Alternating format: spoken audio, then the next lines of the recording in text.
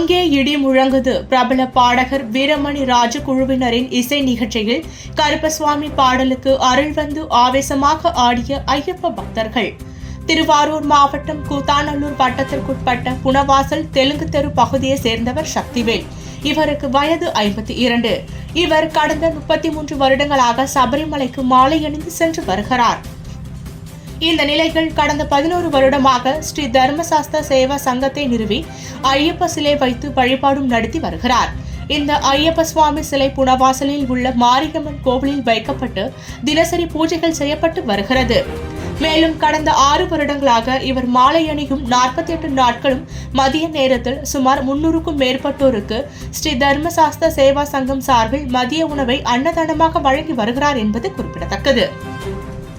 இந்த நிலையில் ஸ்ரீ தர்மசாஸ்தா சேவா சங்கத்தின் சார்பில் 11ஆம் ஆண்டு ஐயப்ப பூஜையை முன்னிட்டு வடபாதிமங்கலம் பேருந்து நிறுத்தம் எதிரில் பிரபல ஐயப்ப பக்தி பாடகர் கலைமாமணி வீரமணி ராஜு கலந்து கொண்ட பக்தி இசை நிகழ்ச்சி நடைபெற்றது. இதில் வடபாதிமங்கலம் மட்டுமல்லாது கமலாபுரம், புனவாசல், ஓகை, பேரையூர் உள்ளிட்ட சுற்றுப்புற கிராமங்களைச் சேர்ந்த ஐயப்ப பக்தர்கள் மற்றும் பொதுமக்கள் பெருமளவு கலந்து கொண்டனர்.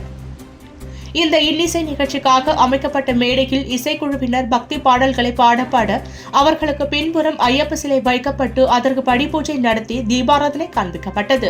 ஒரு கட்டத்தில் பாடகர் வீரமணி ராஜுவும் அவரது மகனும் இணைந்து அங்கே இடி முழங்குது என்கின்ற கருப்பசுவாமி பாடலை பாடியவுடன் கூட்டத்தில் இருந்த 3 ஐயப்ப பக்தர்கள் அருள் வந்து ஆவேசமாக ஆடினர். அருள் வந்து ஆடியவர்களை இன்னிசை நிகழ்ச்சிக்கு வந்திருந்த இளைஞர்கள் மற்றும் பொதுமக்கள் தங்களது மொபைலில் வீடியோ எடுத்து மகிழ்ந்தனர்.